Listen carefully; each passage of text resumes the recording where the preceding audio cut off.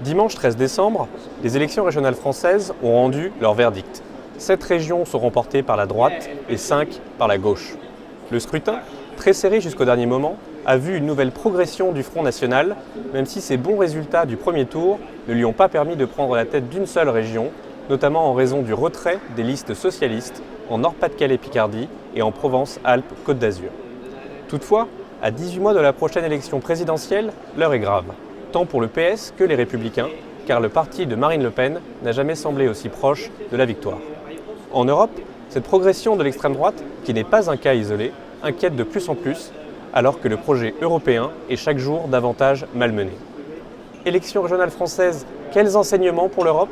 C'est le sujet à la une de ce nouveau numéro de Toute l'Europe en débat.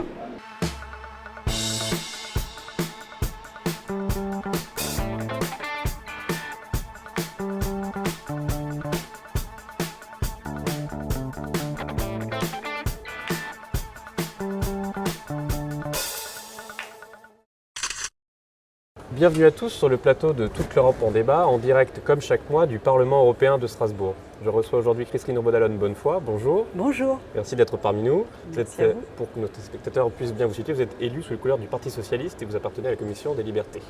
C'est ça. Face à vous aujourd'hui Jean-Marie Cavada. Bonjour. Bonjour à vous tous. Monsieur Cavada, vous êtes président de Génération Citoyen et ici au Parlement, vous êtes membre du groupe des libéraux et des démocrates.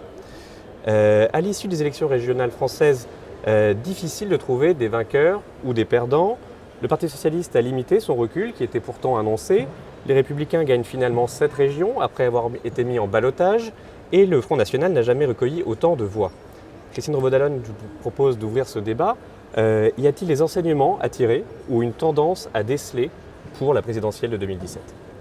Alors, nous avions eu plusieurs alertes et les dernières élections nous l'avaient déjà démontré. Maintenant, la chose est sûre, est entendue.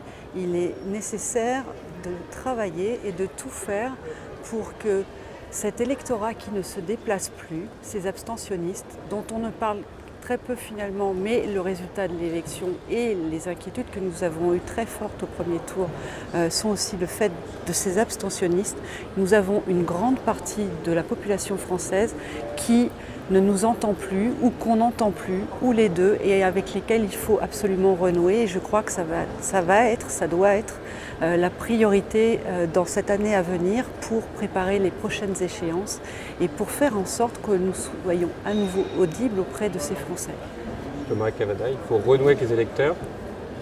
Je crois que ce que vient de dire Mme Rebaud-Dallon est d'une exactitude lumineuse.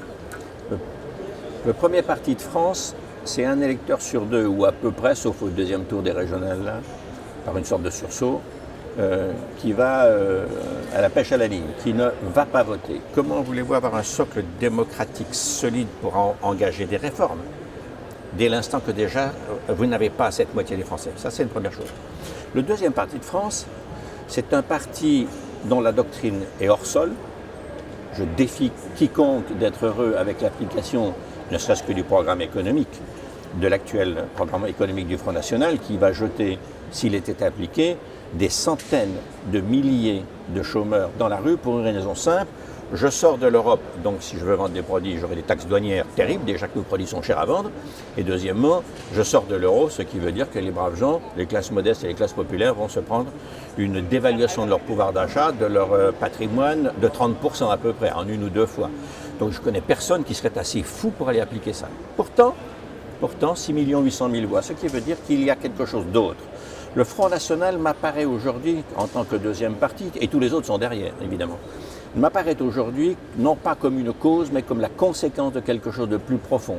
Et ce plus profond, il tient dans ce que vous avez insinué, madame. Il est temps de se réveiller et de répondre aux questions que se posent les électeurs, chômage, pouvoir d'achat, sécurité et quelques autres sujets, éducation, protection sociale, etc. Mais pas par des petites réformettes.